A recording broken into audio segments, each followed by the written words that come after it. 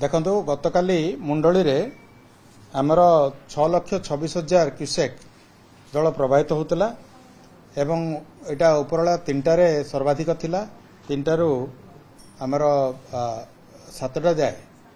से लेवलटा मेंटेन होता 87.5 metre 5 feet आउ सेटा सर्वोच्च स्तर पर धीरे धीरे ह्रास पाई बर्तमान कमिगलानी आमर 6,26,000 क्यूसेक जोटा थिला डिस्चार्ज बर्तमान आज 11टा बेले 4,58,000 हो गलानी तेणुक यथेष ह्रास हो गलानी एवं लेवल 87.5 फीट रु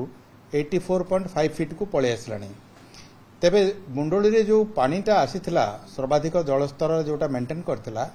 सेही पानीटा वर्तमान आमर डाउनस्ट्रीम एरिया जेमती आमर हला जगतसिंहपुर एरिया हला कि आमर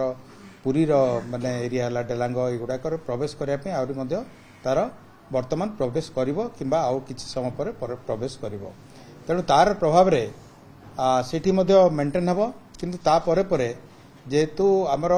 मुंडली रो कमी गलानी तेणु सेठी मध्ये कमी जिवो तेणु करी व्यस्त हबार नाही आउ एटा अल्प समय पे रहिबो मे बी 2 घंटा पे रहिबो तापर सेटा खसी जिवो आउ जोटा आपण कहले कणास ये अंचल रे सेठी जो पठा अंचल रे सबले माने किछिटा पानीटा बढ़िले सेटा निश्चित भाव प्रभावित हबो तेणु जेता पानीटा छाड़ी जिवो सेटा मध्ये पानी धीरे धीरे कमी जिवो आउ जदि देखिबा गत 24 घंटा भितरे सेमती कोनसी स्थान रे आखि दृश्या वृष्टिपात हेई नाही सर्वाधिक होईची हमर लयकेरा रे जोटा झारसुगुड़ा डिस्ट्रिक्ट 122 mm आउ मात्र 6टा ब्लॉक रे 50 mm रो अधिक वर्षा हेची तेणु आमे कहि परिबा जे विशेष वृष्टिपात नाही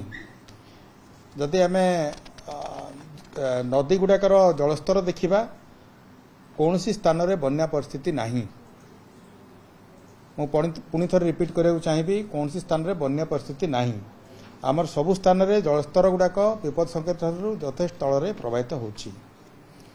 सेमती आमे देखिबा जदि आमर जलभंडार गुडाकर हीराकुद एवं रेंगाली देखिबा हीराकुद रे वर्तमान मात्र 4टा गेट खोला हेची एवं रेंगाली रे समस्त गेट बंद अछि तेणु आगामी दिन रे मध्य आपणर जलस्तर बढ़ियार संभावना नाही तेणु ये हला मोटामोटी भाव रे हमर जो बन्या परिस्थिति उपरे कथा आउ आईएमडी ठारू हमकु जोटा मिलिची पूर्वानुमान से केवल नागावली आउ वंशधार अल्पटिक वर्षा देखुची बाकी सब जगह वर्षा नहीं आगामी 3 दिन पाई आज आज जीव से तार समस्ते सेठी जानी मुंडली रे बढ़िले जो समय हुए तांकर फिक्स अच्छी किसी समय लैगिंग करी बढ़िबो कारण ये पानीटा जीवाई समय लगे तलू जीवाई समय लगे से समय भितर से पहुँचो एवं मुझे जमी कहली 2 घंटा खंडे रहीकि सर्वोच्च स्तर पर छाड़ आरंभ कर तेणु से असुविधा किसी ना आउ जलस्तर जेहेतु मुंडली बढ़ुना 6,26,000 मैक्सिमम है तेणु से बढ़ियार संभावना नहीं।